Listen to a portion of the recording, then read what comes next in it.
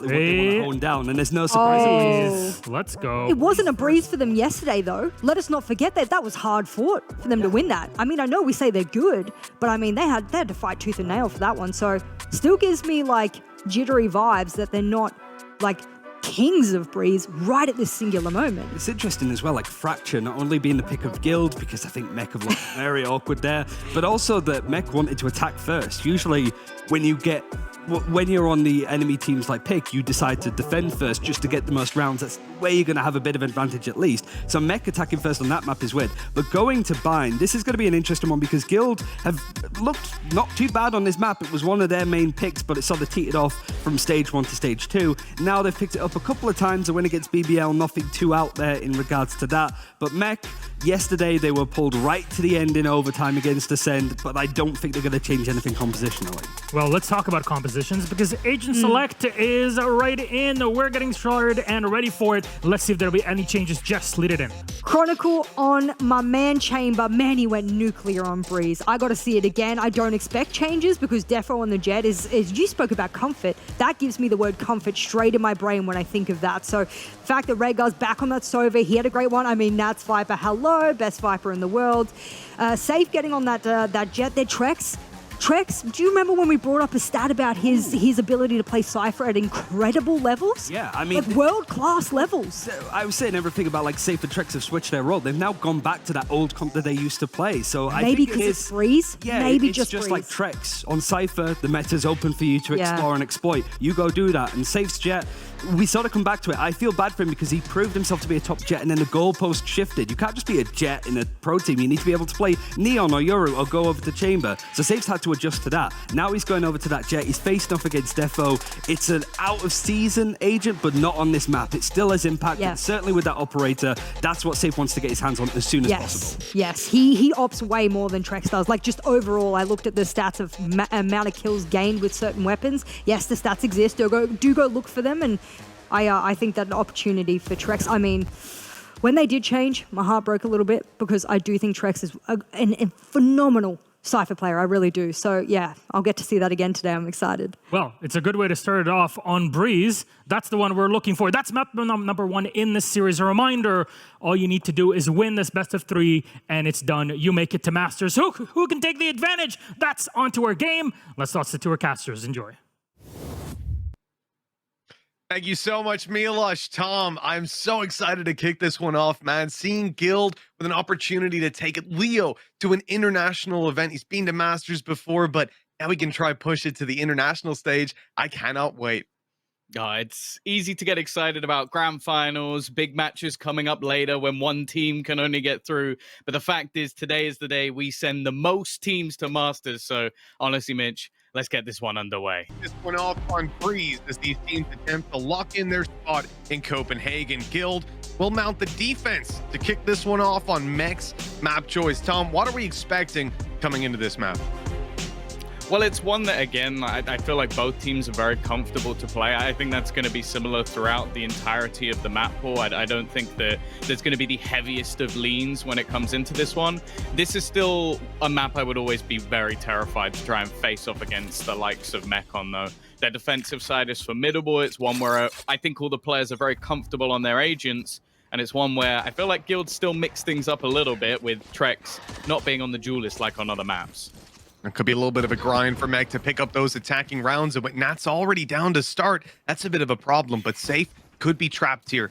He's got some support from the doors, but players coming down from elbow, causing some trouble. It's Chronicle showing up again, coming in with a 3K in the pistol, kicking things off on that chamber. And a 3v2 now. This Guild will try to recover this one, but they've got no info on where these players have gone.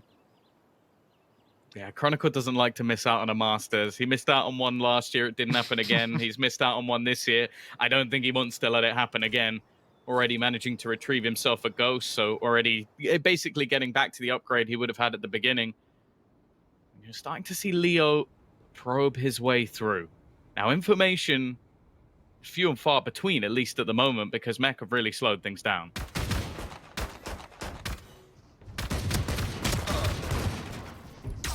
A lot of battle going down on Matrix. He just goes flying out. Takes a double. What's going on there? 19 HP left. Leo is just barely holding on to life. He's being blinded. That right click, one bullet's more than enough to take him down, but none of them land. Around the wall, Shados goes. He's was going to try the plant, but Leo's caught him. Actually won out the round. That's 1-0 for Guild. Safe started it out with some decent aggression. I thought Chronicle had done enough to win that, though. They probably should have done. Let's be honest. Like, you look at how things went throughout the rest of the round, like being able to find this multi-frag fighting into mid, and then even just the fact that right at the end, you put Mr. Clutch in that final situation in the form of Shados, and he just needed to hit one bullet. I'll be honest, we're one round in, and I'm already starting to get to the point where I'm thinking I'm not going to make it through this series. We have Fnatic FPX up. We have Fnatic FPX after this one, Mitch. Like, yeah. I don't know how I'm going to be able to cope. And it feels like old EMEA, Fnatic FPX looking to qualify Guild, one game away from qualifying. That's a story I've heard so many times in the past. These poor guys in Season 1. Not the same guys exactly, but no, Leo knows what I'm talking about. Last bastion of it. Chronicle lit up quite a bit here, but they've already done some damage. Like, a little bit more would be fantastic, and he was their best chance having that headhunter in his hand. Now that he's down, it should be a little bit easier for Guild to close this out, but you still got those sheriffs to worry about, and they could get up to some trouble, especially because there's the 3 players grouped up together, right? And they got a 3v1 fight, drop another weapon. It could be a successful round overall. I feel like these are the sort of rounds when Nats always gets something. Like, it's a map as well where he's just able to find so much space, and I think that's the real danger with someone of his sort of lurking capabilities. One thing I will say, and it's something I think we have to mention going into this series, is that Guild are one of the heaviest prep teams. Like, they are very good at sort of countering out specific plays that people will make. The only problem is I feel like that would have been easier versus any other team. And, well, for now at least, they're doing a decent job of just recovering things. Spike may make its way to the site. I think the only man that could have stopped that would have been Leo, and well, he has taken out Nats at least. Yeah, the big danger's dealt with. They know where Redgar is. He just planted the spike, of course, but that ended well. Look, the fact that they get a kill, they get a plant, it's so-so. The next round is really what matters, and I think Chronicle farming up a couple of those kills in pistol. He would have liked to walk out with a little bit more here, get towards that tour de force. It could obviously be a difference maker for them. A 2-0 start in the defense. Perfect for Guild, like we said. I want to see them build up that early lead, get their defense off to a good start. And this bonus round, it has the Bulldog to it. It has the Marshal there as well. That can make the Spectres so much more viable. Give Cole Dementa the one shot to the body on these players. There's a lot of danger here for Mech in pushing in. And then you think about these rounds. That's normally where you start to push up. And Guild have already shown their willingness to do that in the pistol with Safe. So now that there's a couple of disadvantages there, I'm expecting that Mech won't have an easy time.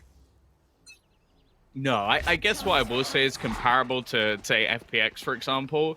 They haven't, like, sort of gambled in to make sure they have extra rifles. So there is only the one rifle onto Leo, which it's going to make things a little bit more difficult in some of these range battles. And sort of, as you said, it means they have to almost gamble, take a little bit of map control, make things a bit more awkward for Mech, because you don't want to allow them to play into these sort of rounds. Again, though, as we know, when it comes to their attacking sides, very, very heavy reliance on Defo. I've seen many people talking about this man's stats even more recently, and the fact is, his stats really don't matter that much. It's whether or not he can get you in. So this is interesting. Guild have a 3-man hold of B. They've got every angle. They can at least duo peek it in towards mid. They can triple, but if they lose that one, then they're in trouble because now spawn is open. Leo's got to go back and watch it, and because they'd stacked up here, they have nobody else to cover off this A site. And with the wall up as well, Mech are able to easily walk in there. The wall means their pace is going to be that much quicker as well, not having to clear that spawn angle. They get in, grab a plant, cautious of cave.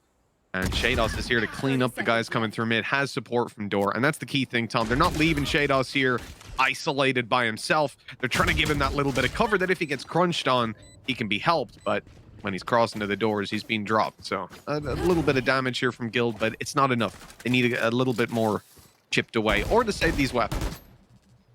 Yeah, I think Leo, there's not really any value bringing that into the next round. The money he'll get will allow him the upgrade, but for Safe, any kills he can get is closer to the Blade Storm. It's an economic boost, but also a detriment to the other side of things. One thing I really want to bring in, though, about this round, it ties in a little bit to what you were saying with the players sort of playing off each other in mid and even checking into cave. It's just the awareness of Mech, and it's something I've really enjoyed, at least over the last couple of days.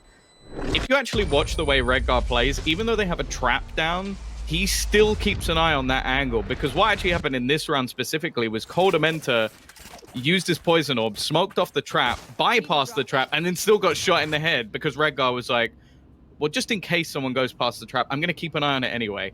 I feel like that's not a thing that a team will normally do, but it's just they're so well structured in their default hold, and they were expecting aggression, as we sort of mentioned, that they were very, very well prepared, even past their own utility. This is where the bigger challenge comes into play, though, Tom. Lots of money, lots of credits stacked up there on Guild now as they come back in and actually get that buy, that power up, and the operator in the hands of Safe. It's looking for someone on mid, but all the pressure's on B. Mech grouped up here. They're looking to get in very quickly indeed. Defo already up on top, but he's being revealed on his way through. Russ tries to deal with him, but gets caught by Chronicle, and now a bit of a problem emerges. Leo was walled off just moments ago. His teammates couldn't cover him at all, but now they're there to help and fire from afar. Drex is in with one good shock dart. Leo doing damage, trying to support his teammates, but now he's going to go for the fight. Now he's going to shoehorn this, and Chronicles pop the ulti. He's just panic stations, tour de force is out, and he's going to try to secure this angle, get the fight. Leo's caught up top.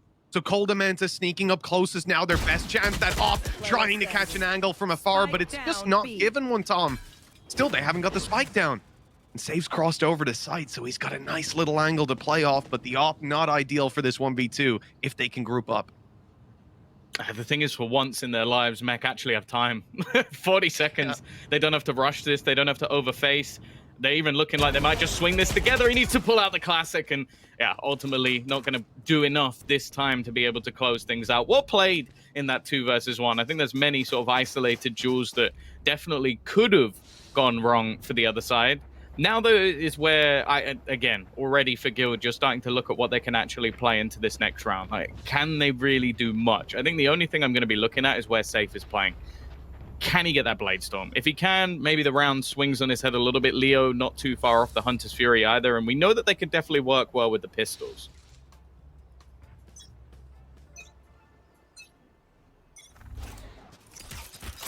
The wall is down on B. They've got an orb there as well. They're going to fight for it. The spams haven't come through even, and they got the trap down a little bit late, so he's out of there. That's a very successful early round. I mean, it's not even really cost them any utility, just a little bit placed down the wall. It still kind of doubles up for its purpose if they want to get aggressive in elbow or anything like that late, which is obviously an option when you've got this Blade Storm. Safe is going to be a little bit willing to, get aggressive into these little nooks and crannies, but he was spotted earlier. Going to start rotating all the way to A.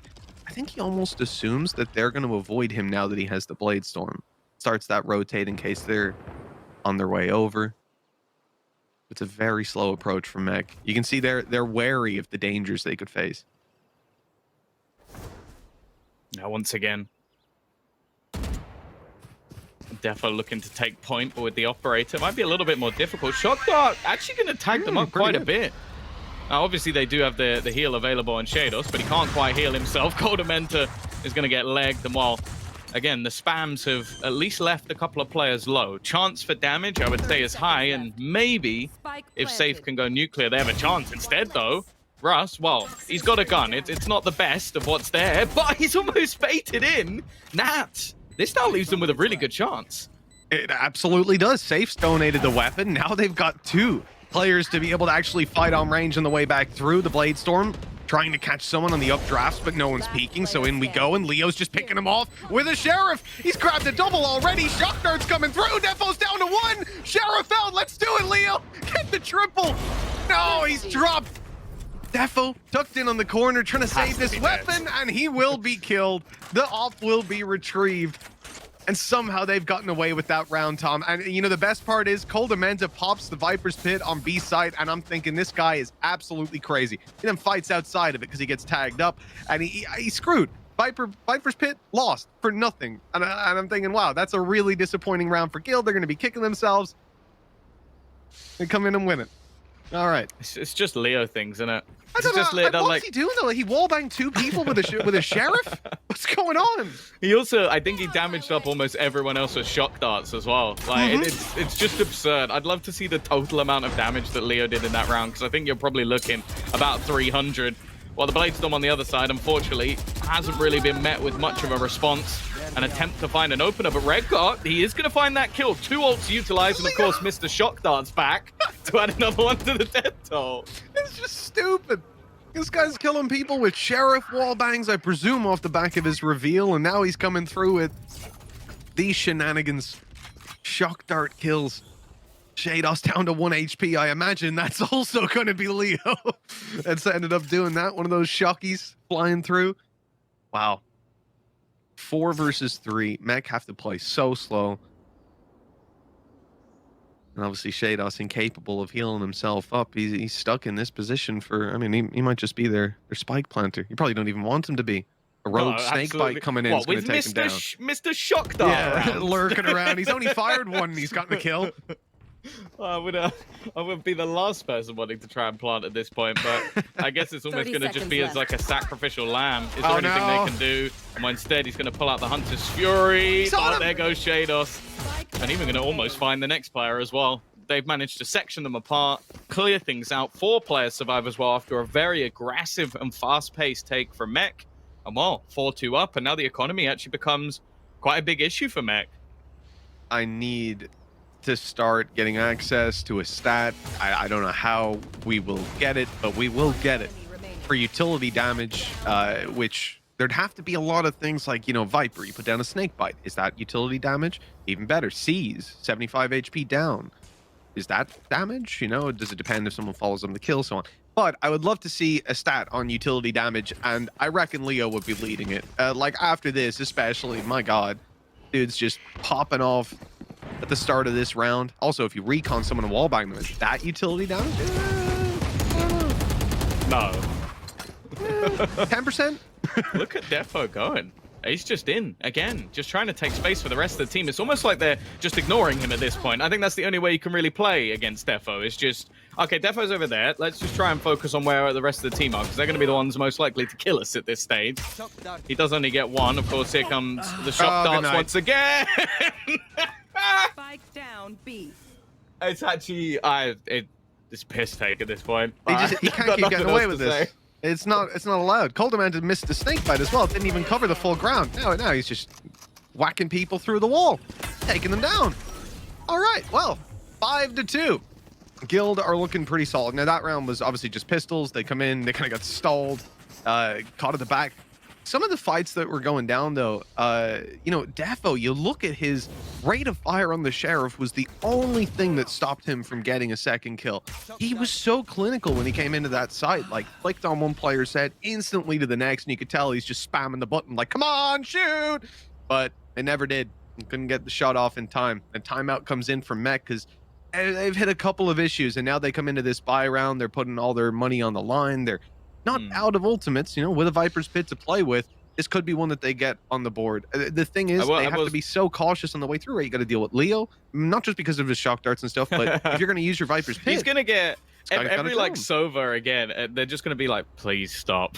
We've suffered enough from the nerfs, but you're showing that you can still get this many kills. I also want to add that this timeout thing is almost definitely bugged because Guild have not used 2 timeouts. So just bear that in mind. I'm pretty sure it's probably just not been reset from yesterday or something. But this is, of course, Mech throwing in their timeout. I do love the fact that, well, in most cases, you're going to be able to tell how many teams have actually used, because I think that's always such an important thing.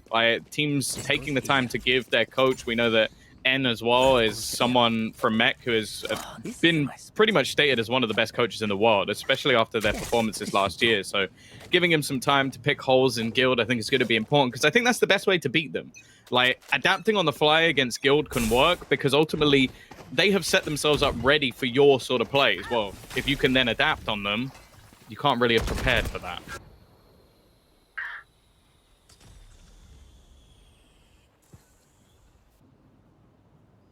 one of the difficult things about this Guild team, the amount of information, obviously on the defensive side, they're rocking with, having that cipher, and it's almost used to bait them in. You've got the site covered by trapwires, and they leave the elbow open. So these players can get in around the left side of B. They can push into the back, but the camera's there to spot them. And that's been destroyed, so a little gap of information, but they can still spot it. The operator's actually going to come out here. They're looking to fight on mid. Guild putting 4 players around here to try and get some sight lines and angles to skirmish on, but Mech are falling back immediately. They don't want to pressure top mid anymore. Instead, they're shifting it up to the A side. Well, they know at least that one player's within the back, but the rotations have been incredibly fast. Already 2 players within, another player back, but this might be an oversight. Trex looking like he's going to come under some serious fire here, but if he can just buy a little bit of time, Mitch, that might be enough. He still has those trap wires down towards the steps, but no one has a reason to step there, and now Trex has gone down completely. A pick from Safe keeps them in it. Still even numbers, but they've got to just delay and wait to get back in here. And as they do, that Viper pit finally comes into play. Leo, no drone to work with. So getting them out of this position, Trailblazer used up as well, Tom. There's not a whole lot for them to grab information with. You're going to be relying on Russ's flashes, possibly the recon of Leo, landed in a good spot. It's on the way through already, and, well, it won't be finding anybody. Clearing at the back. Oh, the judge. Or not the judge, the shorty, excuse me. Safe up close, but he wasn't going in. Defo's still just lurking on the edge of that, ready to blitz out. There he goes, down to the shorty. Oh, no, he was so close. Dancing around inside the ult. He just couldn't find anyone. Oh, God. It's funny as well because Defo, I love the fact that just in that moment he goes, I'm not even going to peek that first tap. I don't even care. Yeah. They're not going to stick it all the way. I'll just sit in. Because realistically, at this point, he's faked it out by throwing a smoke as well. And just Defo's just, yeah, just nerves of steel. Obviously, in the meantime, Shados just decides he's going to kill absolutely everyone else, which definitely helps. As said, like the difference between Shados in the group stage and Shados now, I don't even think it's the same player. It's like a different dude on his PC. Yeah, he's been looking incredible. And coming into this game exactly the same. I'm excited to see what Chronicle has to offer. This is a little bit of a miss, though. It's a big gap. Oh, Safe, though, in trouble. Dashing out of there. He has support. There's a rifle up close, ready to help. Leo catching one, and now another rotation. Coldamenta here to help.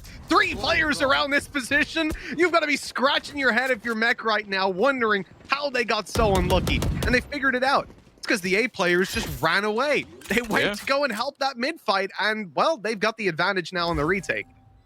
I also don't know if you're going to be expecting an operator to just be waiting at the bottom of mid. Like, you should have the Viper screen to allow you to actually cross. It's just whether or not it's going to be activated. And obviously on the other side, the Mech players are realizing we have to get aggressive here. We have to do something to try and make a move forward. Now, Russ at least seemed like he had a little bit of awareness of a potential flank, and another crazy damage shock dart.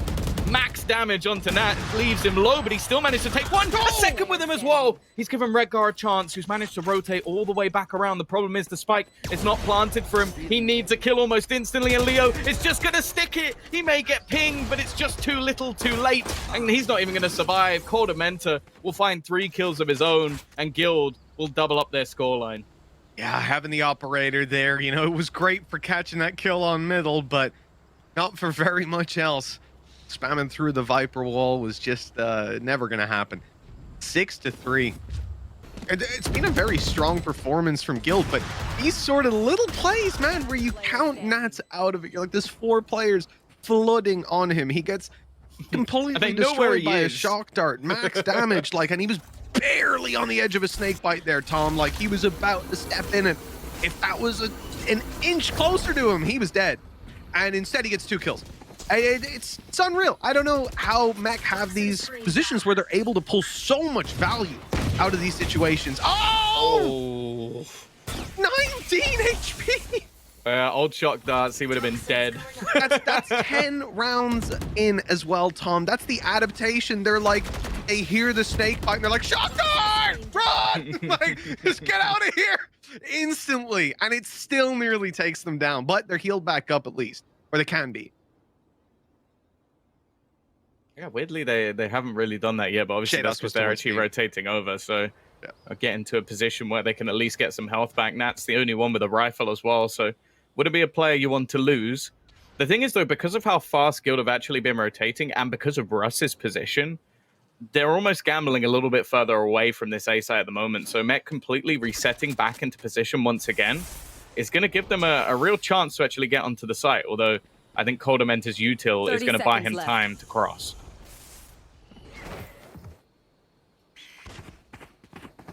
Well, they know the back is clear. Great flash to grab them the information and not flashing anybody is good, so they can cross. Now Coldamenta's just dancing around the pyramid, taking them down. That's fine, because they've only got 10 seconds left to get this plant down. There's a flank underway as well. There's Blade Storm in front of them. They're being shot from every angle. That's, well, that's not ideal. You know, we had a round a while back, Tom, where he said, well, Mech finally got the clock. They actually got time on their side. This time they didn't. Yeah, it is a thing though that this game Mech have been a lot quicker. Like I don't think we're anywhere near the sort of like 15-second executes. This one was just because they were delayed. The initial plan was just rush into the A side. It's almost trying to put that extra pressure on a little earlier on. The thing is though, they have not been winning a lot of opening duels. Like they've come pretty close, but a lot of the time they've been shut out either by utility, as we've seen many a time, those combinations between Coldamenta and Leo. And now things are going to get even tougher because they've been shut out of this B site very early on, at least from the initial entry point.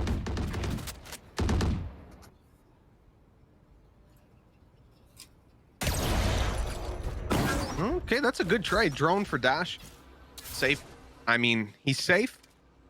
So he's not going to follow this rule. But typically, I would say, now going to have to play a little bit more passive because he can't dash out of an angle. But at least it opens the opportunity for Mag to punish him if he does move towards that more aggressive stance. Viper's pit down on B, though, means it's not really necessary.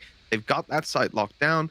They've got the mid cross as well, and that's the key thing. Russ here is keeping such important information. If he loses sight over mid for 5 seconds, they can be up and into the spawn. These A players can all die. So Russ has to maintain this control. And it looks like they're reading this as an A play. They were falling for the fake for a moment, or at least they made it sound like it now. They've stepped back in, and Chronicle still wins it. He's made it around the corner. At least it looked like he had. Russ gets 2 from there. You know what I mean, Tom? It's like you look at a position, you go, oh, this guy's dead after he does that. No, gets another. Huge. Oh, Trex? Oh, wow. They're all in. It's just W keyed in. He's almost managed to take 2, but somehow Defo's survived at least a little longer. He's dashing towards his opponent, and surely safe has to make the realization. I don't know where he just looked. Oh, it's almost like he's trying to bait us into pure panic, but he heard the he dash. gets the kill at the end. I guess he thought it was an updraft. I don't know. Wow, what a strange world we live in. 8-3 we go. Huge play by Russ in that corner. Again, he was holding very important information. Told the man to drop the ball. He shouldn't be getting dropped like that. I don't know how Chronicle was able. Look at this. He had faked the run back seconds ago. Like, Chronicle should have thought that he was towards site. He definitely heard him run to the site and did not hear him run back. But he checks the left corner and kills him. And then Russ is able to kill him and his one of his teammates on the way through, which was way more than he should have gotten. Yeah. It's also the time that was bought. You see that Trex was basically within the site by the time the other players actually finally went to go for the plant. So, yeah, he almost individually won them that round. And it was a huge call. Oh, dear. Oh, dear. They're stuck within the tube. And he's going to get one in the end. Of course he does. I don't even know why I doubted it for a second. Shados gone. And already what was a troublesome round to begin with looks a whole lot... Oh, it looks a whole lot worse now. That's the tour de force gone as well. Yeah, that's a big blow. Defo was trying to recover something with that little updraft play, but he hasn't been able to spot them.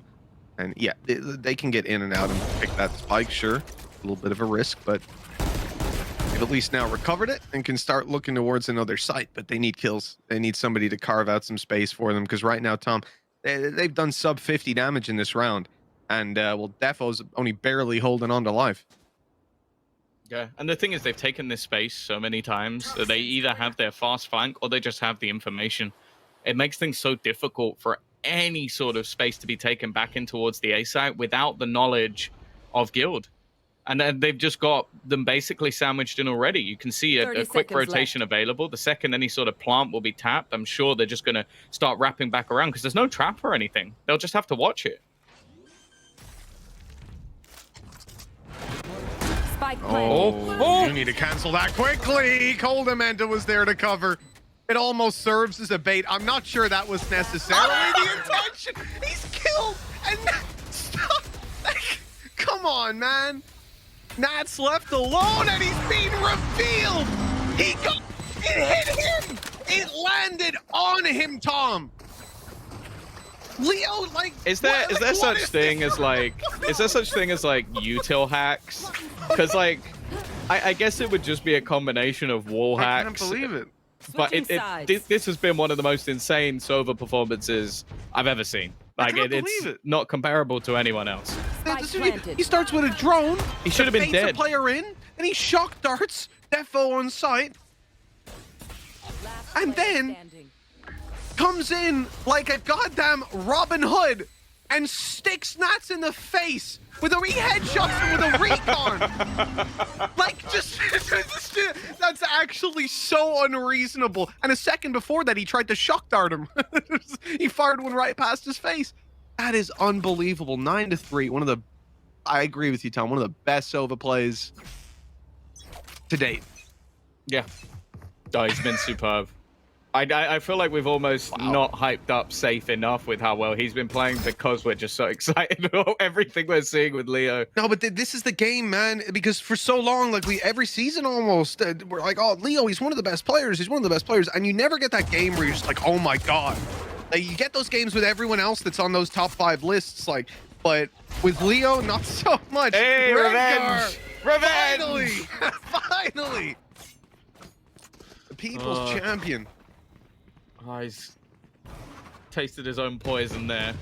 Coldamenta still with a good opportunity, but Redgar stepped up. This is a pistol that they desperately need, and Redgar looks like he's trying to win it single-handedly.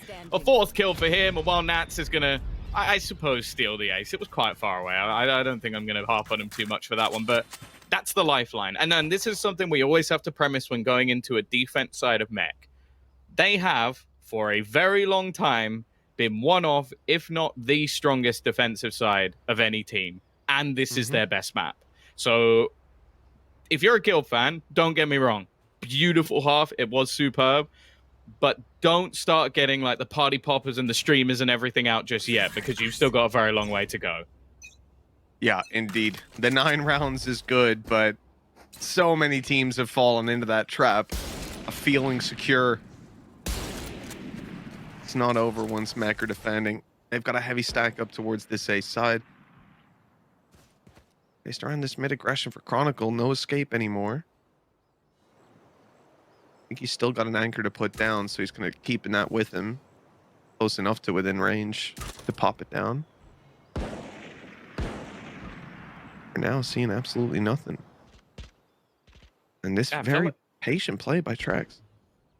I was about to say, I feel like he needed to start rotating back because, yeah, they hadn't spotted anything on the A site. He hadn't seen anything in mid. It only really left one spot open, and it was only a solo defender at one point of Redgar. Now, he is one of the players that's actually invested into a rifle, so I guess they had a little bit more confidence there. But now I'm intrigued to see what Guild do now that they've been denied, because the whole point is if they manage to get into that B site relatively unseen, maybe they can put some pressure onto Redgar, maybe they steal a Bulldog, yada yada. But now it falls back where information is known. They've had to almost just give up everything that they sort of retain. There's still a trap down and still 2 players on the B site. And, wow, they got 20 seconds. Well, it's going to be the B side hit. The roaming headhunter from earlier. Now positioned, ready and waiting for them, but the shots aren't landing. And in fact, it's Rust to take him down. That spike being planted, and Redgar falls a shock dart at his feet just moments after. And although Rust dies, the spike has been planted, the damage done. Guild now get to sit back and wait for Mech to fall into their arms, to come running into them. And they've got a man running up behind as well. It's Trex on his super late flank. He's had a patient game, watching his camera, making sure no one came behind his enemy team. Ah, no! That's a big whiff. Leo's down as well, and it's all on the Coldamenta. Classic in hand, no utility to play around on this one, and a headshot with a Classic. Not enough. A sliver of HP, but it's all the difference for Mech. Don't even start that shit here. They should have won that round. They really should have won it. Like it's one that might come back to haunt them. Obviously, they now come in with a buy of their own, but I wouldn't be surprised to just see Mech buy into this one. Like they've taken so much damage, but they've managed to scrape their way through the round. This was it. Like, he gets that kill, he gets either player, and this round is basically over. Like, it would have bought more time. even if he just shot one in the back and hidden, but unfortunately the whiff came through at the worst possible moment, and even with a dink onto Nats, he still had enough health that he's able to hold on. Unfortunate and an incredibly nice attempt, and in fact, we're actually going to now see a mech timeout, which means we've had one timeout each. Or were they both mech? No, I think they were both mech. Okay, so it's now just backwards, but I guess it's because we've swapped sides, and so the UI's bugged out a bit. Or is the orb that's there that they have 2 left, and it disappears? Maybe, when they have none? but I guess the flash. No, because it was flashing, flashing one before. before. So And now it was it's flashing not one, flashing. and now they're both full. So I Yeah. don't think that's the case. Either way, it's a new tool, Yes. and I'm sure, you know, as with everything, we'll get there over time. For now, though, I appreciate that we're adding it in. Nice. We have had our timeouts for mech. They're going to take a moment to breathe before this one because they know this is not an easy round. This is where Guild power up that economy. They've got plenty of weapons to play with. The Phantom's in play. Here. Told Amenta 3 away from popping his Viper's Pit, so it's not too much of a threat and getting them They're into actually sight. not buying. I'm seeing So Seekers. before we paused, it was actually an investment of a Vandal in for Chronicle, but they've decided not to go for it now. Redguard's the only one with an ult even remotely close, and it means that they've got to play basically ridiculously aggressive. Look at where the defenders currently are. They're on a full wraparound. It's being watched, though. Leo is ready for this, but he doesn't connect. Shadows finding that kill is big. Can they actually kill off Coldamenta? They can. Well, I bet they wish they had that rifle now. Invested a little bit more in themselves, but they're still in a great spot to get into this. 5v3, lots of security, and they've spotted Trex. He's using his util to fall back. He's spraying away. Some risks being taken here, and Mech, well, they're happy to capitalize on those little mistakes, the little bits of space given to them. Now Safe's in a 1v5. He's being wallbanged and pre-fired. No chance to get out of that alive. And the round goes to Mech. A strong defense this most certainly is, even without weapons. As said, put the party poppers away. It's never done. And that was just ridiculous from Mac. The push through, I do think that Leo should have got that first kill, but you look at every other duel and you probably could have said something similar. They just managed to trade out so effectively, work in these sort of duo setups, and just swing together. I think that's something Mech, when they're synergized, do maybe better than anyone. Definitely within the top teams. So the fact that they've now brought this back, 9-6, 3 rounds of the difference. They've had a huge boost in economy. Like the second they wanted the operators online, anything extra they can basically invest into in the next round. And now they get to play up against the pistols. The drone coming in here, directly countering that information coming out of Guild. They were spotting out the B site, trying to apply the pressure. And now the drone goes through and it doesn't see them at all, I think. They were waiting back a little bit, and it's from backside. I think it did stop just about in main.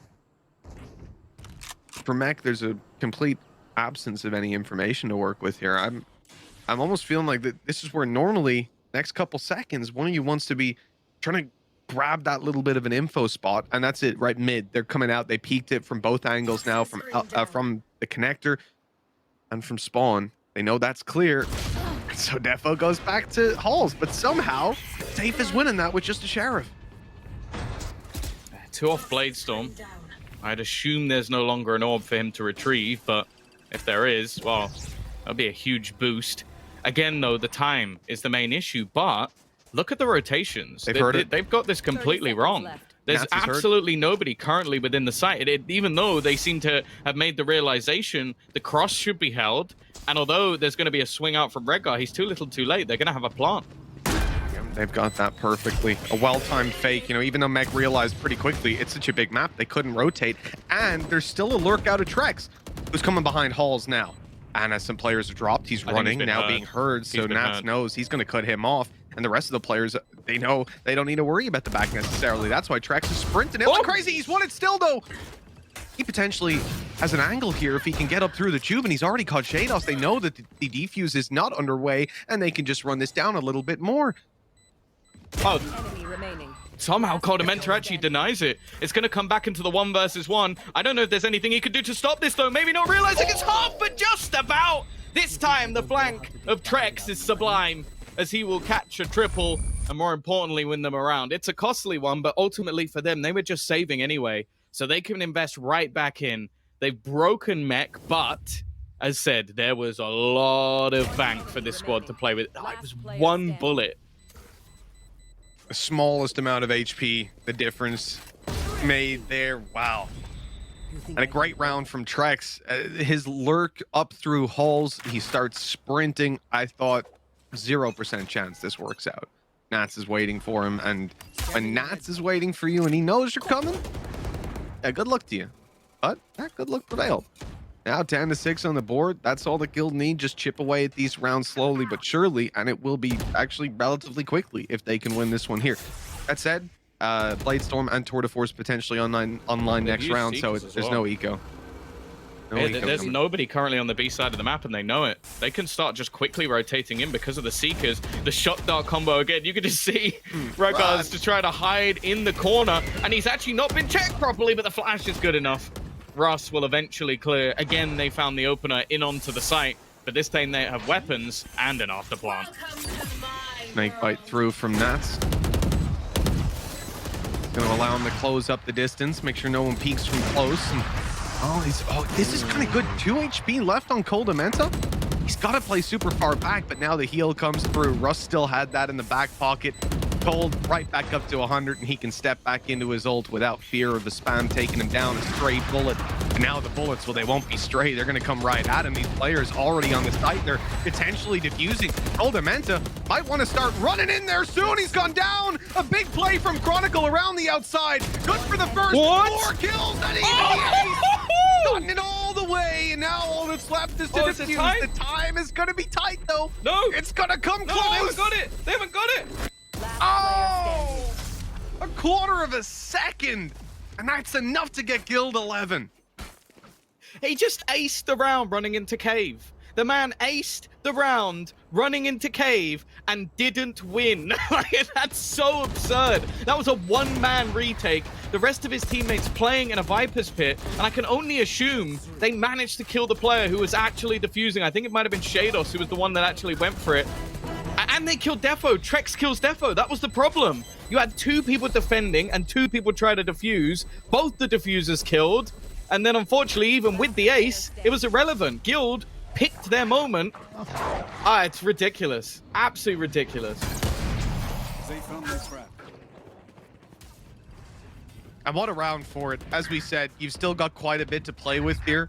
Over on the mech side, we've even seen the operator out for Defo. He has a Bladestorm. You've got the Tour de Force, and these weapons, well, they're firing off, Tom. You're hearing the shots, but well, there's no connections.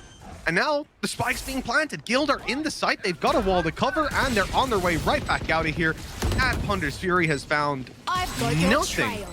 And the Seekers might even buy them a little bit of extra time, a little bit of extra space, and also lets them know the flank is secure. And, oh my God. Nice shot by Nats. Great snake bite. Good follow-up from Defo. They're winning all the duels. It looks like they're right back into this one right again. You still have a couple of players left. Oh, Russ and Trex. 2 versus 5, back to 2v2. Hiding at the back of sight, but Red Gull will drop another. It's left all onto Trex. He's holding that cross, another insta headshot, and look how low Shados is. It has to be a connection with the op, and it will be, but there's no time again. They've run out of time for the 2nd round in a row, Mitch. And he needs that operator. Away we go. There was no risk to be taken. 12-6. Guild are winning these rounds in a frankly unreasonable manner. We're coming close to the end now. Mech investing so much into that previous round as well, Tom. They dumped their credits, they dumped their ults, they tried to pull it across the line, and you know what? They looked like they were just about to get it. So, Guild are currently out-clutching Mech. That's the world we live in. That's the adaptation. That's the sort of improvement that this team has had. They always seem to choke in these games, and right now they're having the biggest rounds of their entire lives. They're coming in here though with Bulldogs, with Spectres. There's disadvantages for the attacking side of Guild. The Bladestorm might make up for that. In fact, it doesn't. But Trex is wall banging their way to success. Nats was spotted earlier, and he actually got hit up there, tagged and taken down. The shock dart assist. It's so strong, but Leo needs to do a little bit more because they haven't got the spike planted, and there's players on the way. back into the site. Good tag. Found, and he'll get him. A Hunter's Fury kill, blind at the doors. And of course, it's Leo to win out that fight. Look who's up close. Safe's got another Tom. I think this map is locked in. And I think Mech are locked out. This is unbelievable. This is their map choice, their defensive side.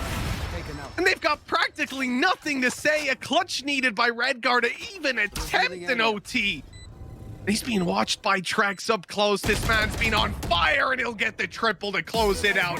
13-6 kills. Did not come here to play around. They came here to win, and they have done that. Wow. What a map.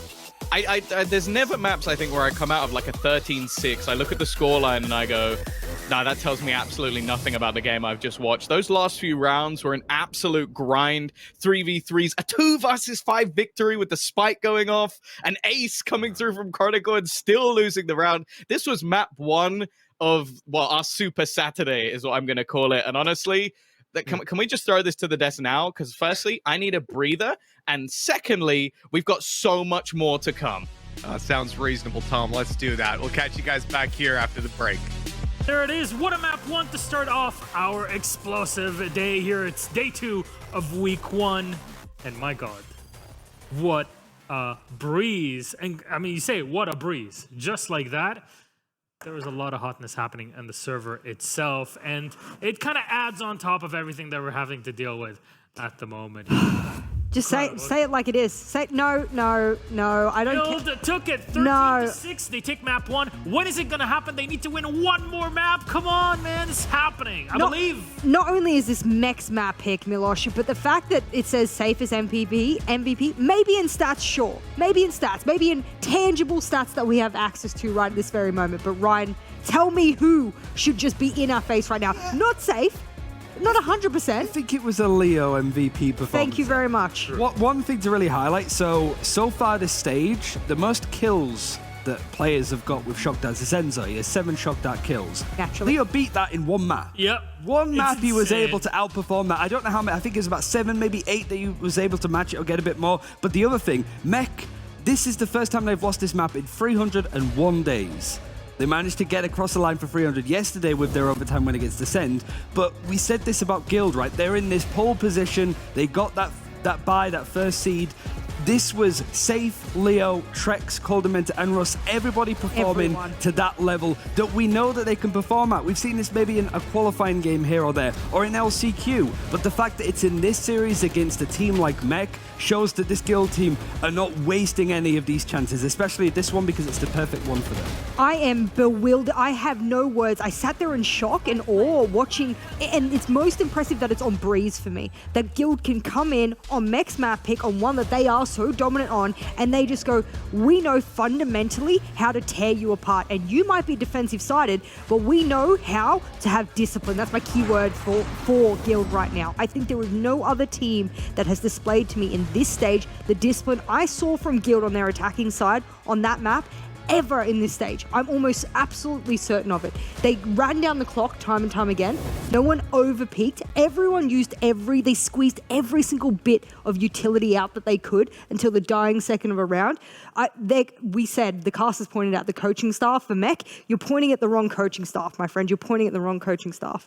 Honestly, right now, for the sake of the casters, I hope Mitch has had some time to go and breathe for it, because my God, I can hear the screams all the way here to Berlin. But it is time to highlight the player that we just talked about. Leo will put stats specifically on the board, but the stats themselves that you see, although incredibly impressive, only tell like 10% of the story. Your damage per round. And this is on nerfed Silver as well. Exactly. With the shock dart. So like Leo's still able to make a lot of those double shock dart lineups work. But I think that this was like, it was the map that we saw Leo sort of first pick up Silver. I think it was in LCQ. It was me and Zesh that cast it. And it was Leo getting a lot of shock dart kills. That is what he was like known for, and what is comes straight to my mind when I think of like Guild's Breeze. The fact that they could sort of take that memory and replicate it again in a game like this shows that like Guild have always had that potential to get to this point, but now it's that they've had that time to work together. Really, it would be criminal to see Guild lose it out here, verse swept, but they are playing up against Mech. Like, it is a possibility. Like Tom said, once we got to the second half, like, Mech can always pull this back. No, and that's the thing. That's what makes me ever so sure is that when we got into the second half and I saw rounds and flickers of greatness, I'm like, oh yeah, Mech's coming back. And they gathered some rounds and then Guild said, okay, we've calculated what you're doing in these past few rounds equals this adaptation, and they flattened them. I mean, that kind of, calculation, it took how long yesterday for teams into overtime to work out how to properly counter-adapt to their opponents. It took Guild mere rounds. We're talking echelons of gameplay. I'm excited, and I got a little bit of goosebumps because this is a high-level Guild, like super high level. I got to keep seeing this. I got to have more maps.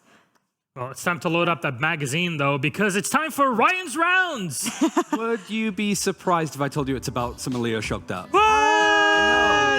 It's unbelievable, but it's actually less about the shock darts and more about a person that helped aid them to get the most out of them. That actually beat Coldamenta. So I have a couple of rounds that I want to play back to back, just blast out a few examples that we've seen, not necessarily the shock dart alone, but the snake bite that follows with. So this is like a common one that we see consistently. You see it here, just the sort of lineups, the positioning. You can see how awkward it makes it for the attackers. Playing on, we have a bit more here. More to focus if we actually pause it.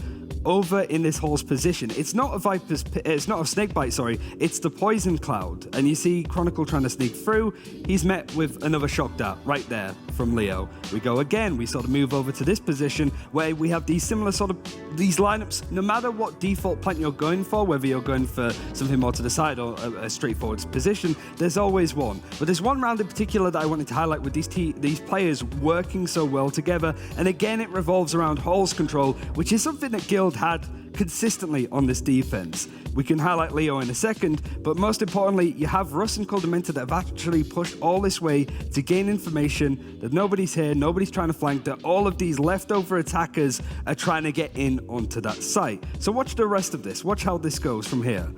With all of this position, they know that Mech have made it onto the site, so the defenders, and most namely Leo, if we speed this up a little bit more, pulls out the Aldrun. Now this looks crazy, but you have to bear in mind where Coldamenta is. They have a nice little crossfire because these two players, like I've been saying, have been playing off of each other tremendously well, either with utility or just the bodies to crossfires. So you have this little crossfire set up between Coldamenta and Leo. He's saved, and then Leo, of course, comes in with a shock dart kill onto a low health Defo who was already sort of struggling in that round.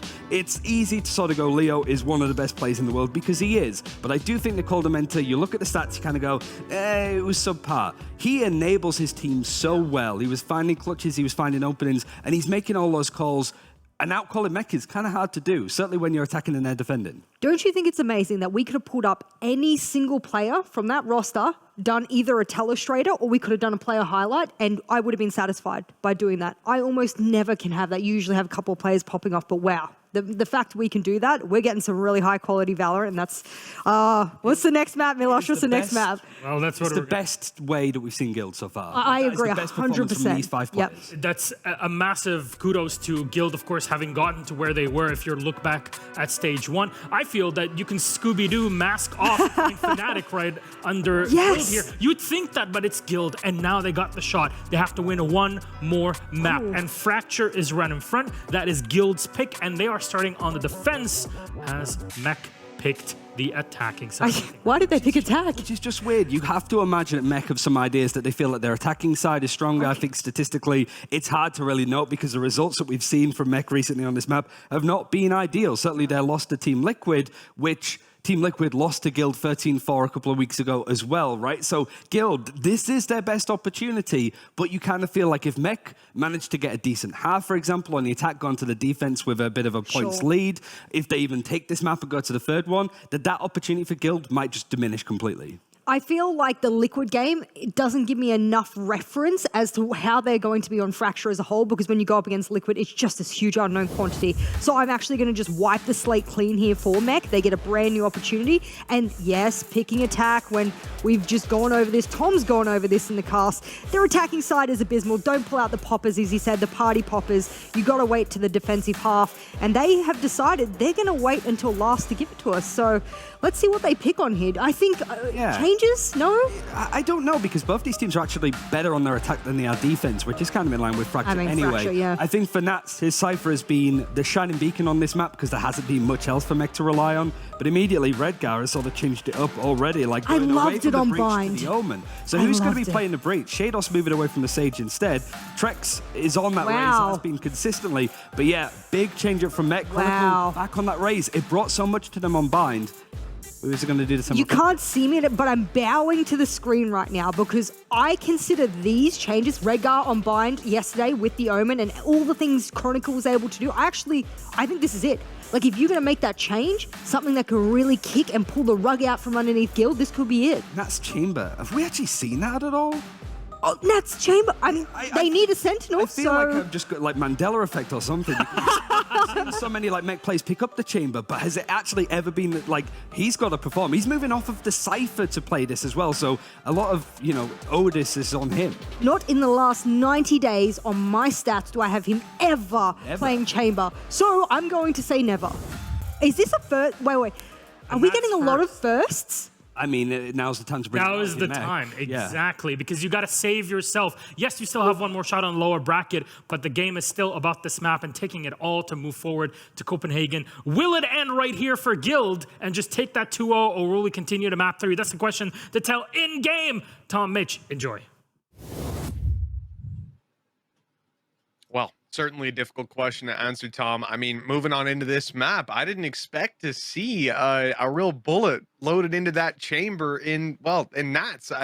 I'm surprised. Look, he's pulling out Sentinels normally, but chamber these days, I didn't think it'd quite work for him. But it's not necessarily like directly within his playstyle. Like, he does love to reposition, just not normally instantly. It's quite a slow process and playing around his own utility. So I think he's definitely, like, don't get me wrong, he's got the aim for it. Not someone renowned for the operator, which, considering he gets a free one, is definitely going to be a little bit more interesting. I think, though, I don't really need to question whether or not certain players can play Chamber. I don't think that's the issue I have here.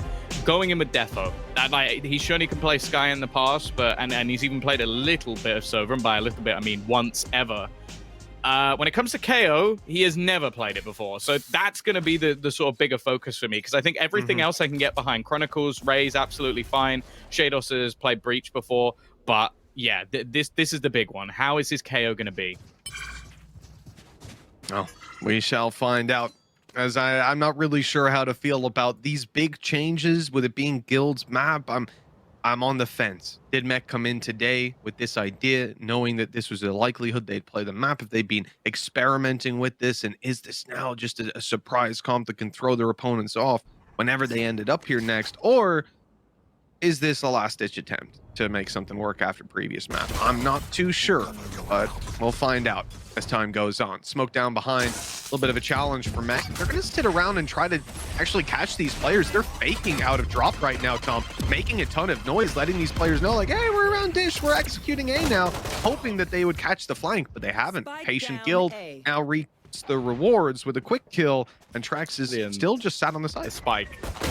The spike is in a horrible position. It just has to be an all-out brawl, and again it seems to swing back, but Trex still within the site, still causing them issues, leaving it on to him versus Nats, at least for now, but there is still Safe slowly rotating. Actually, Nats is going to be able to get out of there, completely reposition, and could make his way back towards B.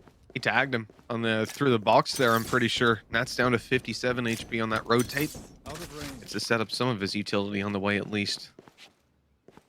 10 seconds left. You have the chance to. Now the plant comes through. They box him in.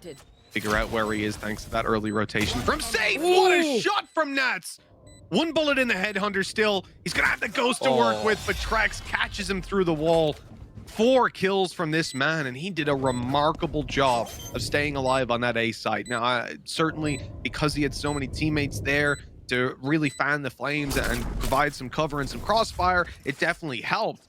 But the fact that he was able to stay alive and choose his fight so well that they at no point on their A push dealt with the A player, that was fantastic.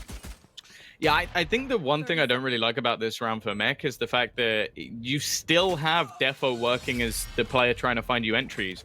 while also having the spike. Like, he basically pop flashed himself through a smoke. He was completely in, and the rest of the team is still just chilling in the smoke. It's like, that's not a good plan. Like, especially when it's your KO going first. Most of the time, you're going to have Chronicle blast packing his way to the top of site. Then you have that flash, and then there's a lot more you can do with it.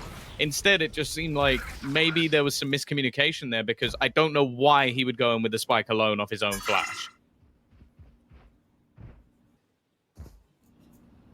It's been strange. I think that when you look at the playstyle that Mech bring to the table, typically this map, and certainly this composition as well, it challenges them in a very different way to what we're normally seeing from these guys. It puts different strengths to the test, and so far, a couple of issues, but it was only the pistol.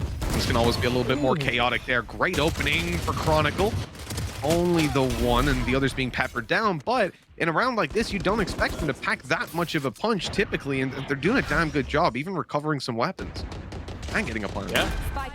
They've got one of the only rifles that's currently in play. The other is on Trex, of course, with the amount of kills he got, but Defo can definitely pack a punch. Well, Nats seems to be having a pretty good time with the headhunter. We've always liked his sheriff play. I guess it makes sense that this gun works in his hands. Even still, though, a 2 versus 3. Coldamenta trying to clear some of the closer angles. Ultimately, there's no one on the site, and the plant is not a particularly good one. Well, blast back up for Heaven to try and punish them if they run on out, but Nats has made it all the way around. Walked up and took Coldamenta down mid-defuse. If he misses that shot, that first shot, they lose. Yep, 100%. But stakes were high. They were high. Thank you. Because look how close this was. Like, that's too tight for me. If somehow there's someone there to kill Nats, they've lost that round. But I guess for Mech, huge victory. They've now managed to retrieve a rifle, retrieve 2 rifles, I think, buy up a couple more of their own, and now invest. And they've got Tour de Force, because Nats is able to basically just kill people with the headhunter. Yep. This is now a very scary scenario for Guild. They start out with a pistol round victory and end up, well, they're going to be farmed in this round. They've got nothing to fight back with, essentially. That nade from Trex is probably going to be the biggest damage. All right, it's just classic headshot now. So that'll do something for you. Little rifle to be retrieved, outside cover, and the players that are about to push side have to come out of drop. We'll see the downside here being that you don't really have anything to deal with that. You've no judge down below or anything nasty. Dave's gotten into position at least. Oh, he's not gonna get it. Okay. Whew. They are very lucky that he whiffed there. Because the fact that nobody checks main, that is... again, it just seems like there's some moments right now from Mech which are shaky. The pistol round strat just seemed a little bit off.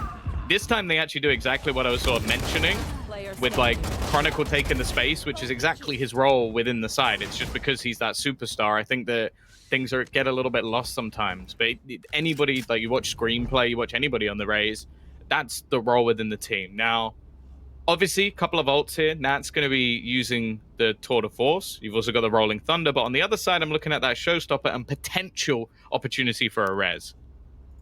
Yeah, well, I mean, not only that, you've got the Orbital Strike for Coldamenta potentially post-plant with a kill and a plant or any of the many orbs that are floating around. This is going to be a very ult-heavy game off of the comms running alone off the map that it is. But with Nats popping off the way that he is, I think he's the focal point to start. If he can hit some shots the way he has been with this Tour de Force, it could be something scary. Not something we're used to seeing in his hands, this scoped weapon, and certainly not the early contact that he just attempted. But the stuns pushed him back, and this sort of pushes Mech towards the B site. Still, though, plenty of time on that clock, and they haven't conceded too much control that they have to be worried. That trap on north side giving them a ton of control.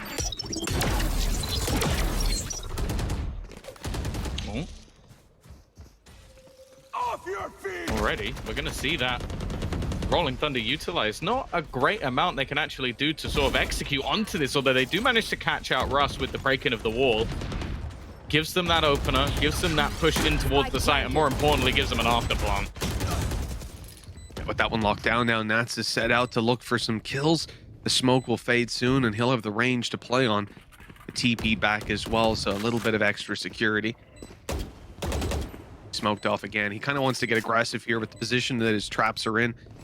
They'll wait for them to go to the site, to his teammates, sort of fighting them as well. That's a great stun. Trex is able to drop Redguard. They've made their way onto the site. They're dropping Defo and now starting to defuse, at least tapping it, baiting Nats into thinking that they're on it. Potentially giving them... Oh no! Nade kill from... What's happening? Coldamenta went down to Trex's nade. What just... Like, I'll be honest with you. I don't think it made much of a difference. Like, there was no way they were going to stick that through with Nats there anyway and an open plant, but that's definitely gone a little bit wrong for Trex. I'm nading the bomb. Wait. I'm going to stop them from defusing. Oh, no. So then he runs in. Where does the nade come from? I don't even know where that was supposed to be going. Yeah. Did he bank that out of from heaven? It looks like. Yeah, I don't understand. Why would you do that? Why would you do that? There's some piece of information we're not privy to. Maybe the nade was thrown a little bit earlier before Cold jumped on it. But that would stop you from winning the round. Yeah. So I'm really confused. But okay. Right. Can we add that to the Pape Shell tally? How many nade kills did Trex get on teammates? One. Look, he's had a great game so far. Normally his utility, you know, a Cypher, it's not going to be killing teammates, so it's acceptable.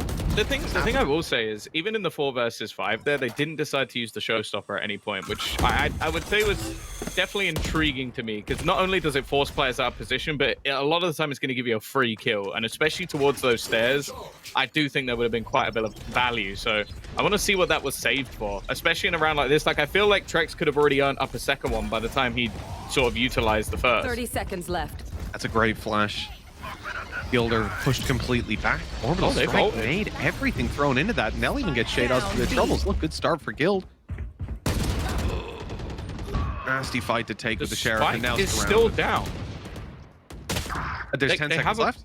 Yeah, they haven't gone back for it. Like, they just completely forgot about it. This round is already over. Like, they just don't have the time to actually get back onto the site anymore. They've got to kill everyone. This is a huge blunder from Mech. Okay, the nade kill might have been funny, but yeah, they've just won, or they've just lost the round by forgetting the spike.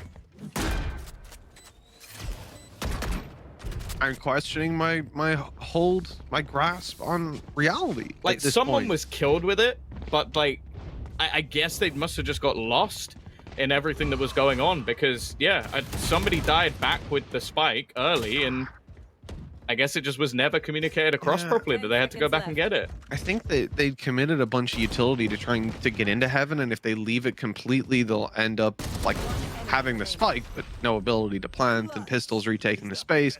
If they go, I guess there's reasons in the moment you can get caught up, but again, it comes back to something we said last map, which was that snarky comment, Tom, of Mech. Oh, they actually have time on the clock for once, and that's what we mean. You know, sometimes when you play it down to the wire, those sort of things can happen. When stray bullet catches your spike carrier, you're so caught up in trying to take space because you've got no time left that, well, you don't have time to go get the spike afterwards when you've eventually got the site. Now you're running into this round versus Rifles, Showstopper, Rolling Thunder, Rez, Tour de Force one away. There's a whole lot in play for Guild. They're sitting back, they're waiting, and I think there's no surprise there, Tom, because at this point, aside from just holding aggressive angles, there's no need for them to make any sort of a mistake, any sort of an over-aggressive play when they have so many safety nets to work with, and Trex is right up in A main on the other side of the smoke. This is absolutely crazy, and he's gonna get a reward for it. Oh, point blank shot. 35 seconds left. Spike isolated now, away from the rest of the team. Somebody else needs to make a move. It looks like Nats is going to do it. He just walked straight through the smoke. Nobody watching for it. Coldamenta there for the trade, but that's allowed that escape. That switch up on towards the site. That little bit of space garnered is enough for Shados to get it down. He is screwed because Safe is going to manage to isolate him with the help from a Molotov, but now Redgar comes in from the backlines. Mech are doing a great job of utilizing all the angles, all the avenues of approach. Redgar's left with the only one now. Probably should be a 2v1, but in their favor, Redgar's going to try to pull this one across the line, but it's Leo tucked in that corner. An unexpected angle that gets them the win. The round secure. defuse to come through soon, and an operator saved as well. They're going to stack up that defuse on Leo, not least because he's close to his ult, but the man's just is likely to have it online soon with the amount of frags being coming his way. Yeah, the solid res. I feel like Defo's going to be absolutely kicking himself with that one. That might have been the freest kill of the day so far. Like a man facing the other way with a Spectre. But yeah, I feel like both teams actually did quite well to adapt to a fairly horrible position. Again, we see just how well Guild managed to combo off of Coldamenter's utility. I think that's something that we saw incredibly in the first map, but the fact that he's still able to just call, I guess, precisely exactly what's going to happen. Okay, I'm going to molly here, you're going to watch this side, I'm going to watch the other side, and that player is screwed.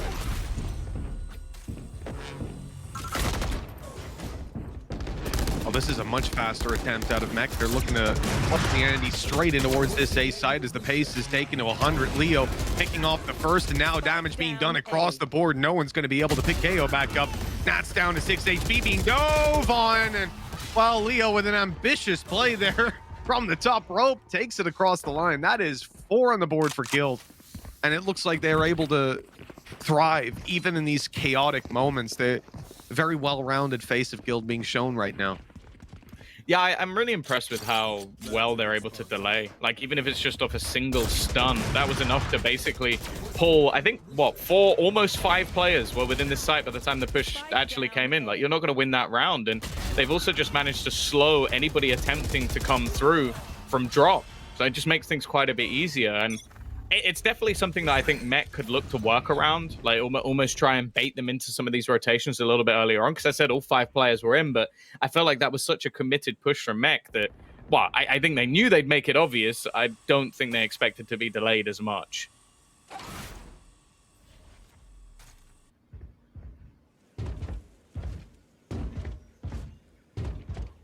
Well, a ton of noise being made up towards the heaven here, but it's all a bait.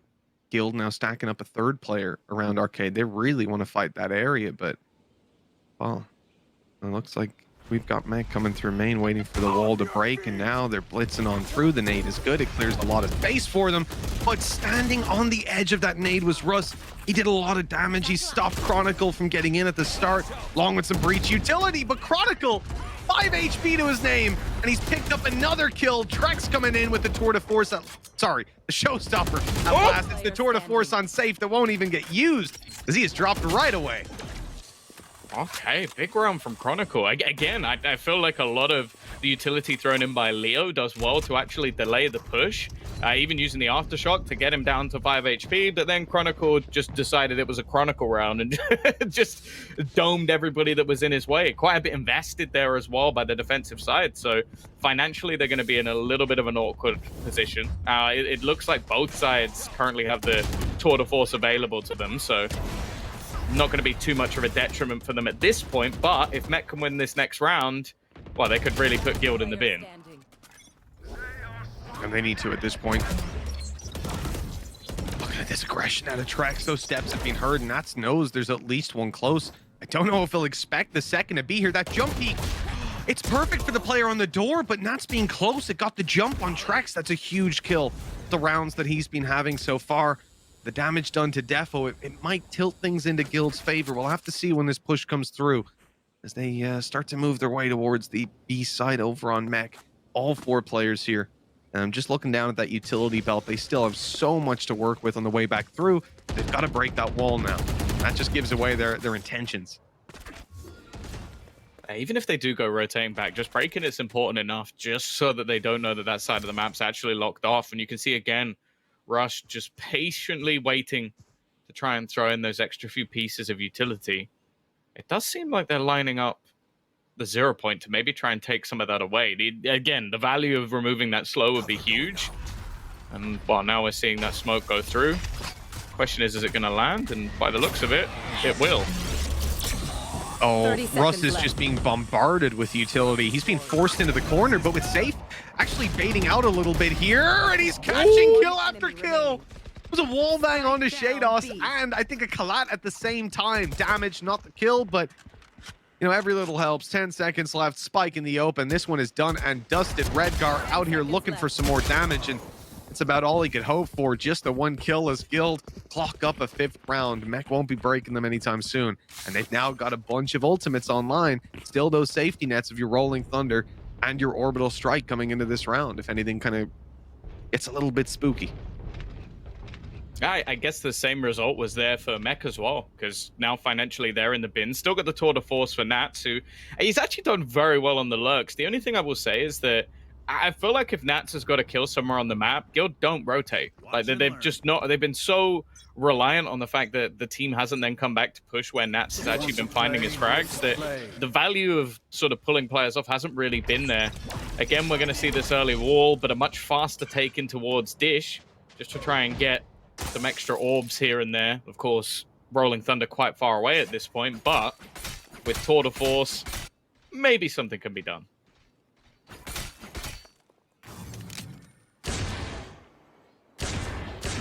Oh, it's going to be a waiting game. The very slow rotations of Mecha Team we've spoken about before, being content with running that clock down. Well, when they've got pistols, I think even more so, the patience is underlined. The longer they wait, the more likely it is that someone ends up making a mistake. But now that you've heard that tour de force ring out in the distance, find nothing, the pistols have to move forward. Russ has spotted them as well, and you're really starting to get the idea that this is about to be a B play. Russ has to step it up, though. That tour de force caught right away. Good reposition out of Heaven.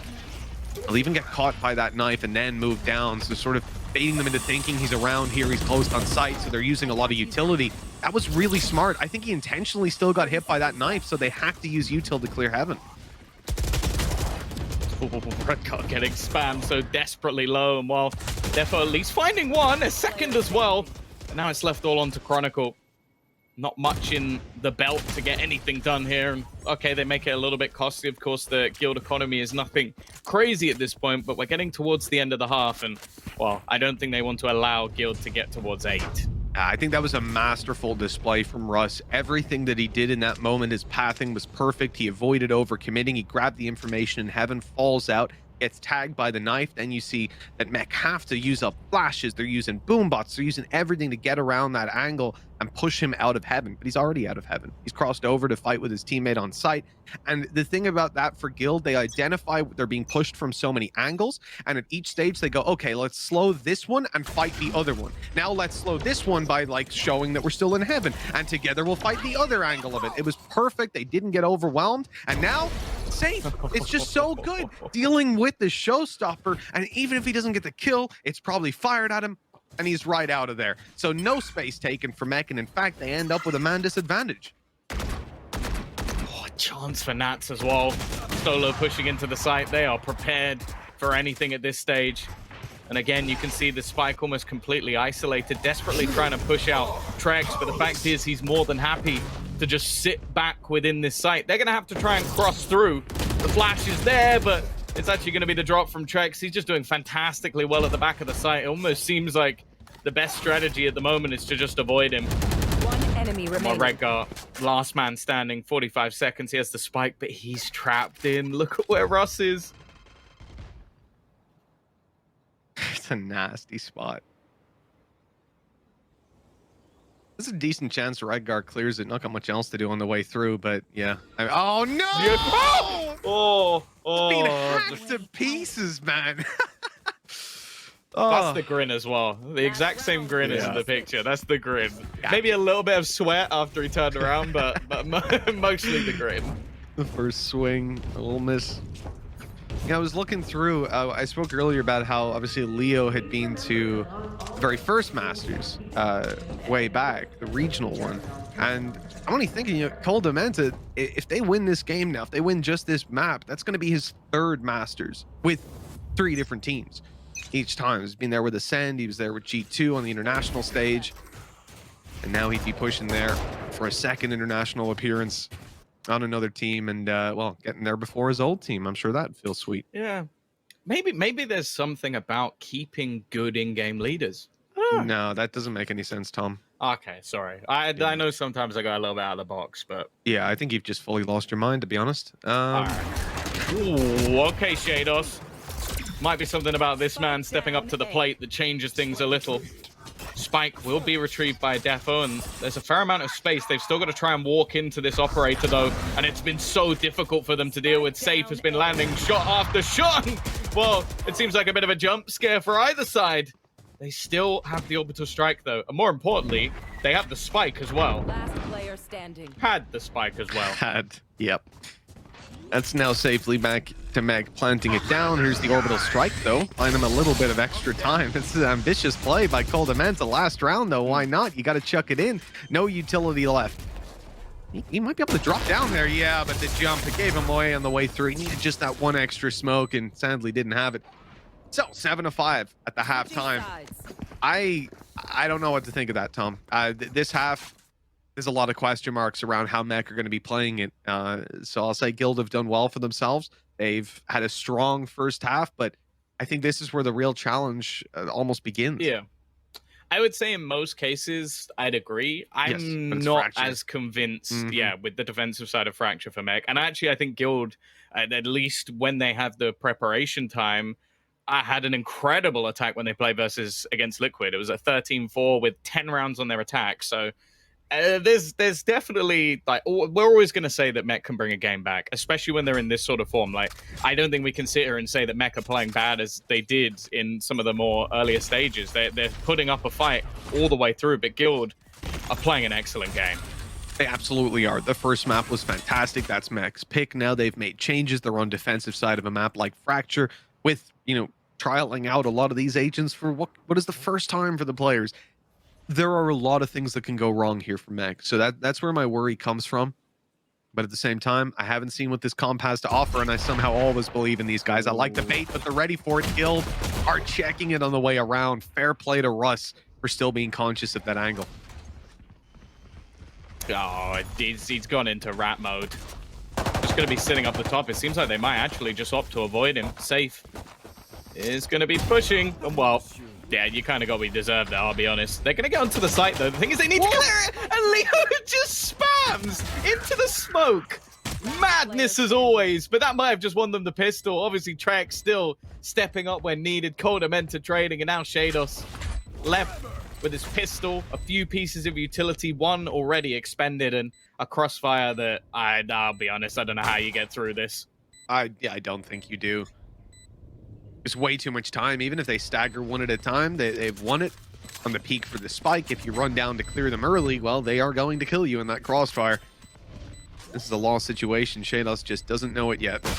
And now that message has been well and truly delivered. 8-5. Pistol round win for Guild as they step closer to securing their spot in Copenhagen.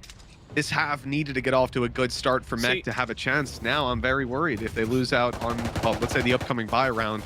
Somehow I believe in their force.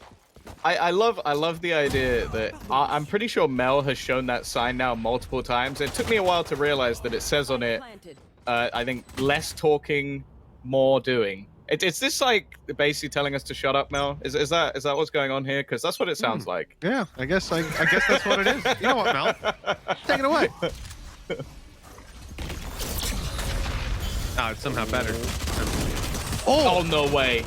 Somehow, they always seem to do damage in these sort of rounds. Trex, of course, having a shotgun on the attack is something I don't think you're going to see too often. Trap destroyed, but obviously the information is given over, and you can see Safe has already turned back around. The thing is, though, this flank's coming in relatively quick. A free judge even to be had for Chronicle to play with, but, well, one of their teammates has already been dealt with.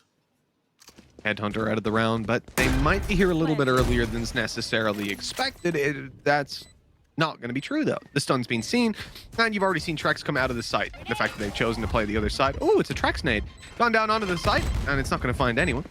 As they look to move on and get the defuse, they have a lot to play against. A nade on the side of Trex, and he knows exactly how to get that on the spike. And then, of course, the molly making its way over, and that's just going to secure it for that little bit longer.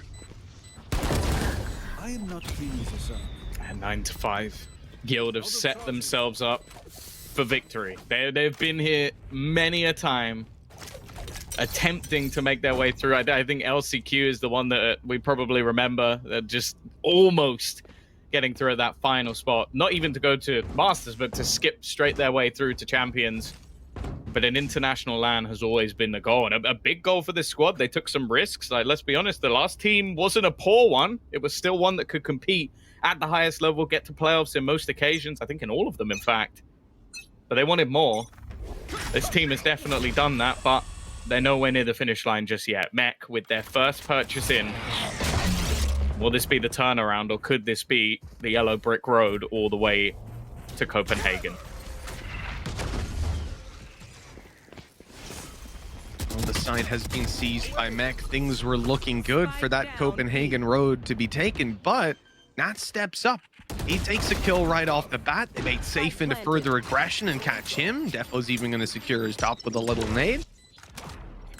Is he going up there afterwards? Looks like he's just waiting for a move to be made. Don't do it. I'm hoping he Don't doesn't touch that do rope. it. Definitely don't do it now. Well, he knows that there's a judge up top. Nat's actually incredibly low as well, so even a bullet could take him down. Definitely a bullet from a judge, and the nade might even do it instead, but they've already defused it all of the way. Just a little bit too slow to react, and well, eventually they are going to clear out the remaining players. A plant, 2 kills, it's probably about right what you'd expect from a bonus round, but I think from that position, Guild would have hoped for more. Yeah, after that kill in heaven, I expect the nade to go down as soon as that spike is tapped, but I almost feel like Trex had a bit of PTSD. They're like, yo, Trex, nade the site. And he's like, wait, are you sure? Hey, where are you guys? Cold, where are you long? You're long. Okay, I went out that little bit too late. 9-6, we've ended up, and oh, look, Mac have a lifeline, but it doesn't get easy. You know, they come right back into a buy round up against Guild. That showstopper still in the back pocket for Trex. Over on that Mac side, they've got to be very careful starting out this round. There's a whole lot of pitfalls they could fall into.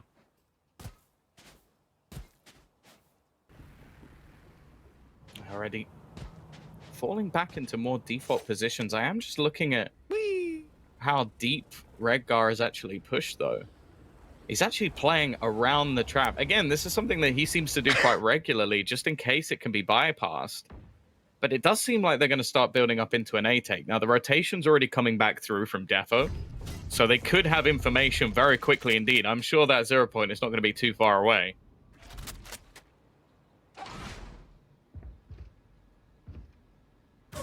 I mean, there's still 50 seconds on the clock, so Guild don't have to make a decision just yet. Is Nats under?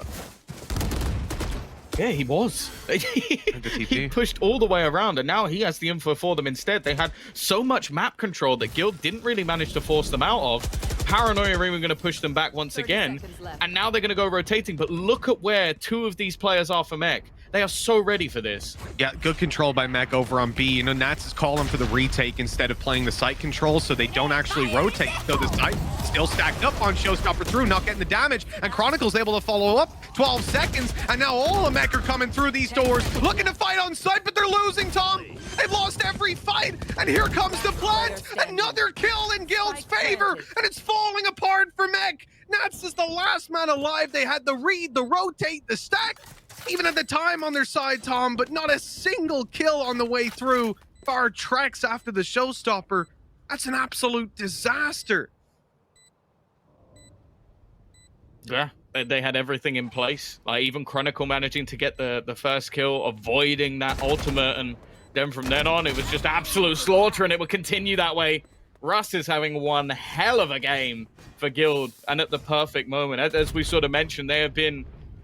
I almost want to call them a squad of chokers up until this point, like a team that probably should have made it to an event, but we never quite believed. Every Guild I think roster. the new pickups that they have right now, I think that new blood might be making the difference. Since M1 2020, we've just ended up in this position of like consistent drops over on Guild side, where they would get so close. 2021, they would get so close, and 1, maybe 2 games away from qualifying every time, and we'd always be like, oh, this could be the Guild, and it never was. But finally they found the solution. As you said, Leo, he's been through it all. Way back in the Bonk days, Safe was on this roster, failed out before Guild, comes back in, and they get reunited, and then build this gem over so many months of just grueling work, heartache, and disappointment. know, just 3 rounds stand between them and victory in the first is versus a very weak buy, but all those elements for Mech that can make it work.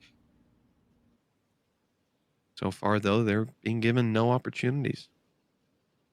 Oh, the flash could be everything. The point of contact. This has to be something they clear if they're going to go in this direction, but it almost seems like they're almost just taking their time, waiting for somebody on the Mech side to make a move.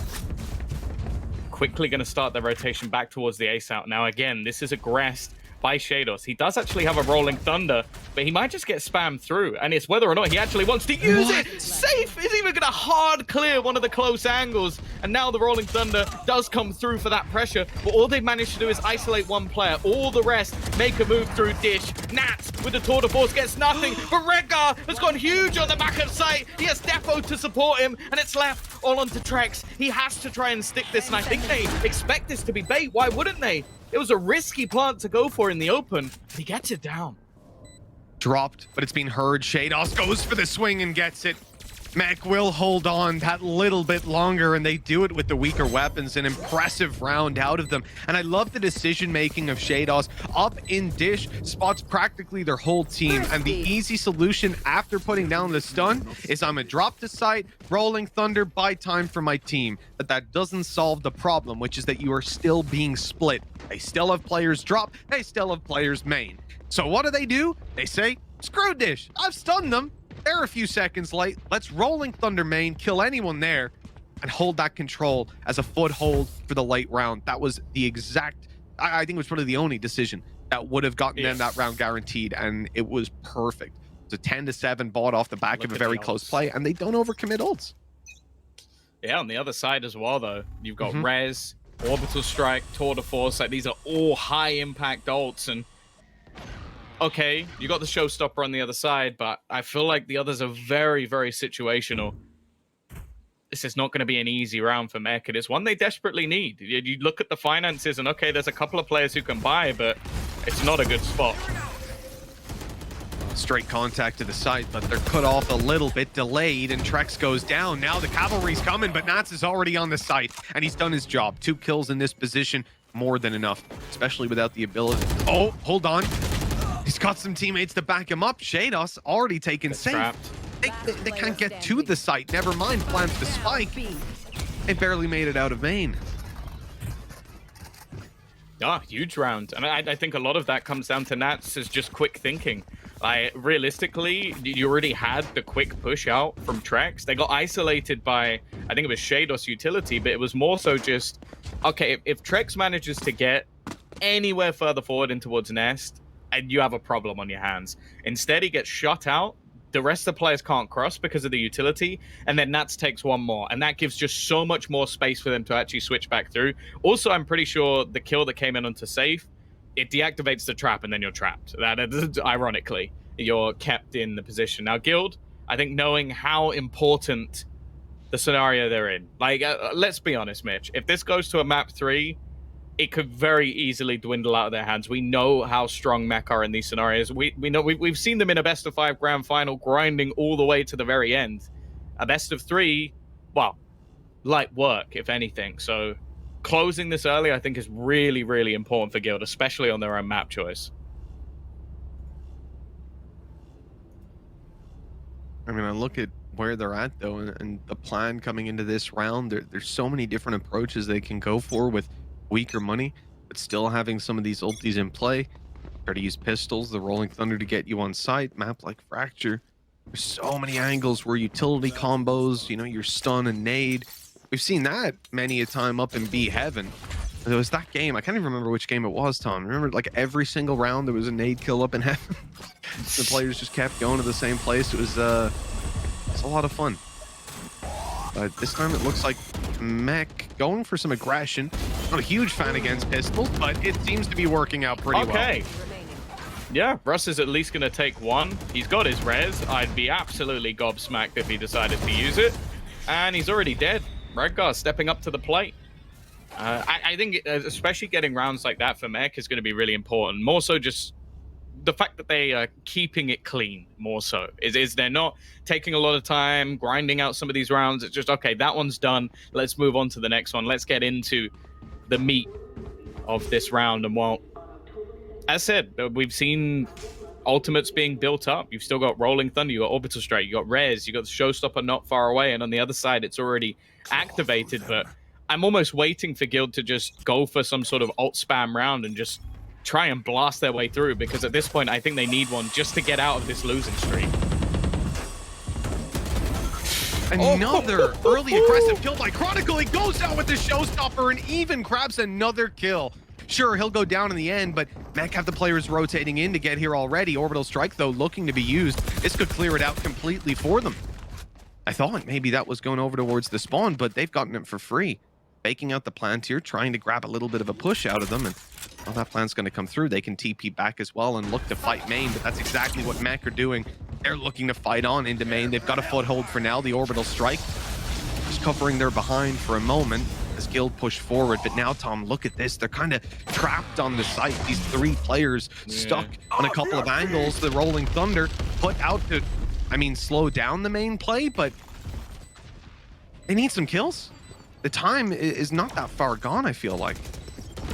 Yeah, we're seeing the angles slowly being cleared out, being trapped within this site. Definitely not an easy place to fight from, and Leo, there's only so much he can do. Mech, it's weird. I feel like, if anything, Guild kind of did this to themselves. Like, I feel like you either want to fight for main and try and play for that after plant, or you need to re-aggress somewhere else. Instead, they lock themselves into the site with their own utility, with their own Molotov, with their own Orbital Strike, and I feel like Mech were probably just sat there going, well, you've not wasted enough time for this to be a problem for us. We now have all the control. Yeah, that was almost perfect. I think the utility that was used, if Mech had utility that allowed them to get in that position, they would have used it. Yeah, exactly. So that's the strange thing to look at. And we complimented Mech just the other round, right? Shados's ability to look at the players in dish and say, hey, we need to cut this split in half. We can't just sit here and wait for something to happen and try to react. We've got to play proactively. That was fantastic. And we saw the exact opposite from Guild this time around. Kiss Down right away. And we're going to get a very convincing start to this round for Mech. The pistols, though, the Headhunter showing up for a couple. Okay, well, they have to know that Safe is here, desperately trying to retrieve something, and he will get himself a rifle. Cordamenta's also got a Bulldog. It's not an awful scenario for them to try and fight from. Getting into an afterplant, though, that feels like it's going to be difficult, and I think that's why Safe is fighting, but hey, he's also winning these battles. He's guaranteed tour de force for the next round as well with the kills he's got, but there's a real chance for them to actually steal this round away. I don't know if he knew there was a gap in that molly, but he certainly played like he did. Now you've got the 2v2. Safe plan for Coldamenta. Not going to go for the B main play, and makes me believe he's going to stay on this site. And so he is. Up and above he goes, trying to catch an angle. His cross is covered, potentially. I mean, Safe is currently watching the double doors for a peek, but he's opened them. They know now Max one on site. They're going to take that space a little bit more quickly, a little bit more chaotically. Coldamenta now in the 1v1. He knows Nats is blow, and he'll get him as well. 11 found on a thrifty for Guild. One step closer to securing this series, but so far, Mech have been hot on their heels. What a round from Safe. I do have to say, I feel like some of that was overconfidence from Mech. Like peeking into very risky angles, fights that really weren't necessary. Like, especially, I think it was the 3v2, the sort of swing out towards rope. But Cordamenta does fantastically well at the end just to isolate these duels. And, well, now 11 to 10, money back, ult still there. And on the other side of things, yeah, the finances are going to be fantastic basically until it ends. Chronicle still. I thought maybe he'd opt to actually fade away. No, the whole team's looking to push. Oh, yes, they are going aggressive, but Guild, they're catching at least a couple of these kills, and then Mech come through dominantly, leaving Trex in a 1v3, rifle in hand, knife in hand as he sprints into Chronicle. Finding the first Showstopper online, nade to play with, he's up top. That will have been heard. Whether Defo realizes he's gone up or not, it's another question. And Trax, of course, no idea where these players are. No boombot to even cover his back as he makes his way forward. This all comes down to the timing, and Mech have a perfect play to work with. Once the initial contact is found, the swing comes through, and he should be able to trade. It looked like Trex was more than ready. But Shados gets the first bullet off, 11 to 11. Way too close. And that's the thing. I feel like Zilv in that scenario has probably just had to observe his least favorite round in history because of two teams trying to pincer each other at the same time with ultimates and walls, and it wasn't fun for either side. But the fact is, I genuinely think that Mech just making plays like that is going to put Guild on the back foot. Like, you're going to have to be so prepared for plays that you can't predict, like a full push of the south side of the map. Not something you're going to see regularly. Now already, you're going to see that tour de force activated. Note that none of the ults on Guild side were used, though. So there should be a point, Mitch, to get to a 12, just off everything they have here. You would hope so. The way things have gone so far, though, Tom, I won't hold my breath. And that tour de force lurking around, trying to catch a kill. It seems to be the entirety of the early round plan for Guild is based off of this rifle getting a kill. And he's realizing there could be a player close. Good read by Safe. Able to reset so quickly, and, well, nobody's challenging the tour de force. But Safe, gone across, he's made it. Spray's not quite landing anybody. Two players spotted over there. Nade going through. Trex has got this player locked in. Redgar's gone. Good spray. It's dealing damage up above. Shados drops and gets eliminated immediately. Good flash. Good follow-up. And Spike secured. Defo might have a chance here. Oh, that's risky. And, well, right into the tour de force he goes. I think wanting to try and almost lock down the spike, it leaves Nats. Horrible scenario to try and fight back from. It seems like he knows what a shot on Trex, but he's not going to get anything more. 12-11.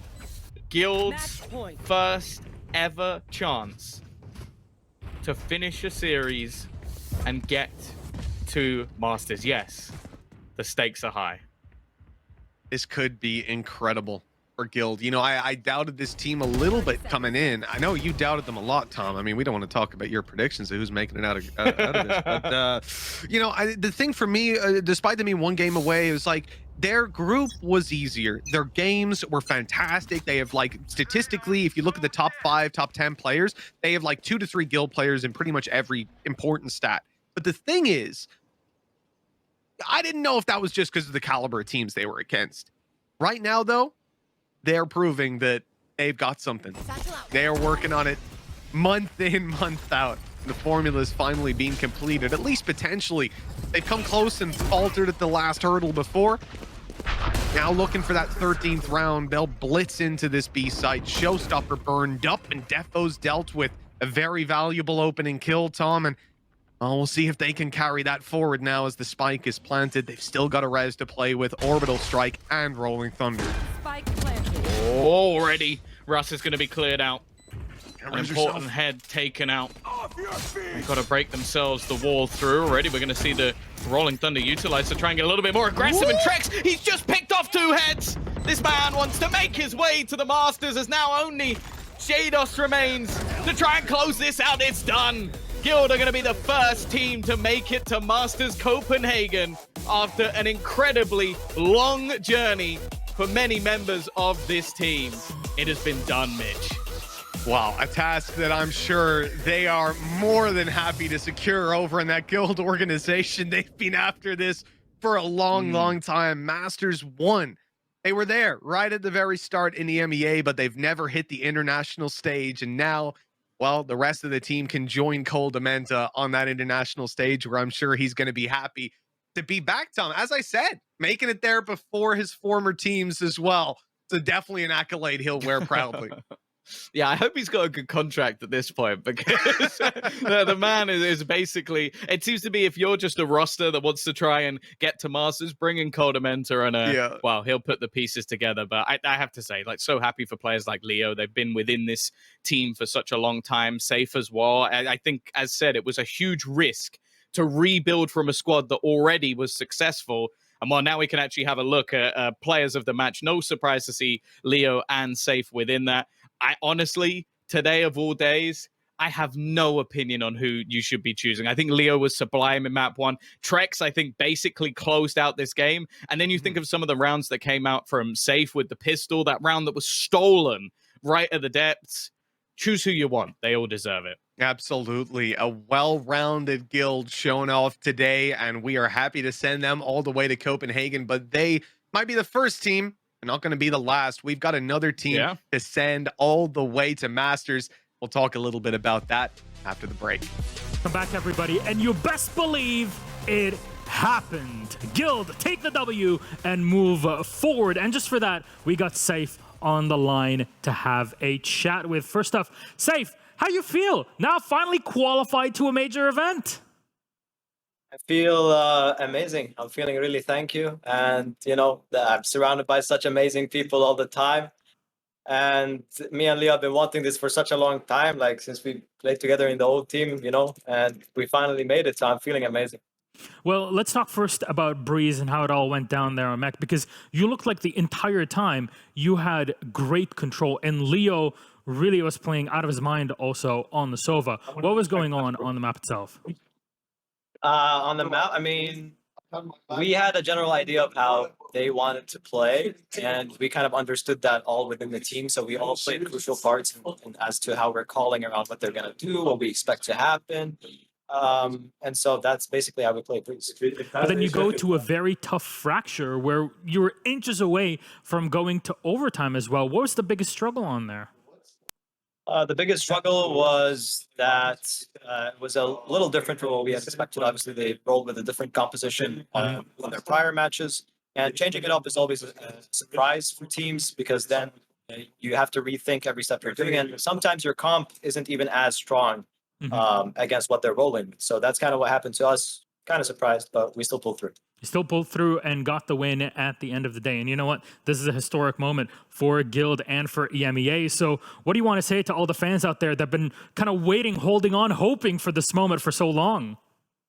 I want to say thank you all for the copium. I know a lot of you guys have been waiting for this for a long time, and a lot of you guys thought we were cursed. But hey, I'd like to be the first one on this team to say we fucking broke it. It's a family show. Oh, there it is. Yes. I'm not going to fix it. I'm not going to fix it. You put a fork in that. There it is. Thank you very much, Safe. Congratulations on the win, but also, most importantly, on qualifying to Masters Copenhagen. Good luck there and in the rest of the playoffs.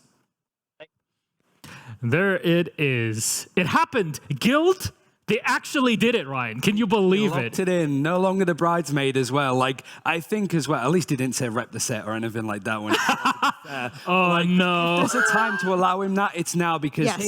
he's been struggling to get this Guild team to an international event. They broke down the roster late last year, went to David Beckham, said, we want these 3 players. We want to keep Leo as well. And they all came together phenomenally today.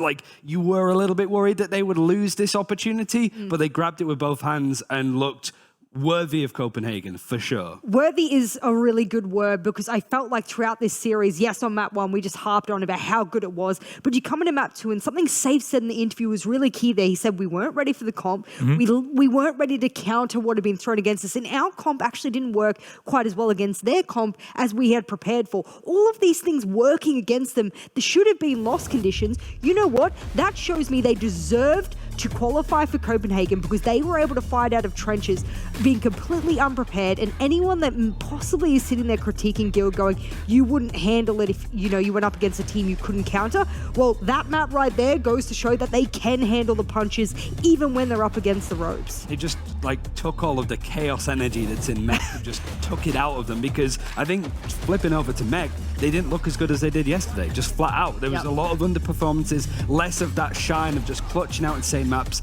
But I think that that's because Guild was so regimented. Like, despite everything that Safe said, like, we weren't expecting it, it doesn't really suit what we're trying to do, they still kind of went, we know our plan. And you could sort of tell with how they were handling post plans, how they were trying to rotate around the map. Even if they were on an eco and not expected to win the round, they know that they could bait and sort of push areas of the map to see if they can exploit it in 2 rounds time, for example, to see how Mech interact. Like, there was only one team in it, it really felt like Guild. Like, Mech were just sort of trying to rely on clutchability and pop-off moments, which you kind of had a little bit, but Guild came in as such a well-rounded team. One of the most well-rounded performances we've seen in a long while, certainly this year in EMEA that's been chaotic.